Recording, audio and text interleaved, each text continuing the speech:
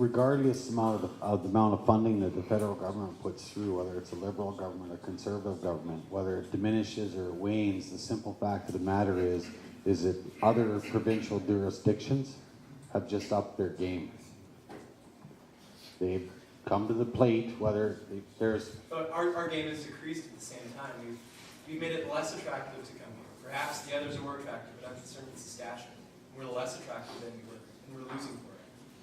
Okay, and I understand what you're saying. I'm just saying it, and I'm by no means, but I'm struggling for a couple weeks here because I have a lot of people coming through the door in Moose Jaw with issues that are provincial in nature. Yeah.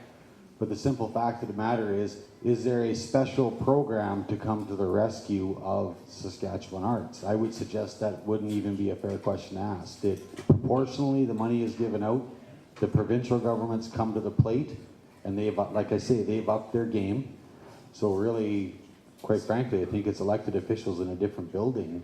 I guess my question for you would then be, what is your party or your stand on the arts and the importance of the arts in Canadian society? Oh, it is vital. That's a given with the Liberal government. It is vital. What would you do to back up that claim? Well, we can sustain the levels of funding that we've historically, not now, but we've historically Liberals had. As has been said, we put the onus on the fact that the arts are integral to our Canadian society and our identity.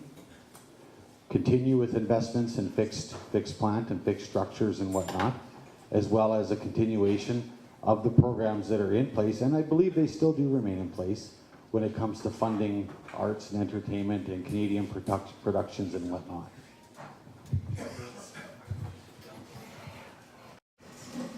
Thank you very much for your question. I have over a page of policy from Vision Green. I'm actually just going to give it to you so that you can read it later, because I won't get it out in my amount of airtime, and I have plenty more to say about the arts. Not too many people know this, some do.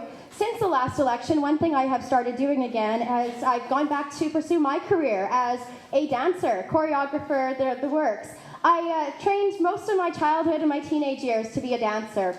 I quit when I was 17 because I had to leave my province to go to Edmonton, the closest pre-professional ballet program, and I was homesick, horribly homesick, and I came back to Saskatchewan and thought, if I have to leave my home province to be an artist, I can't do it. So I took off for 10 years, did other things. Politics was one of them, if you need a hint. But finally, I went back because the high level of stress in university demands that I engage in my art form. And it instantly improved my health, my passion for life. I have energy right now because I dance 25 hours a week. I definitely, it's a main pillar of my life.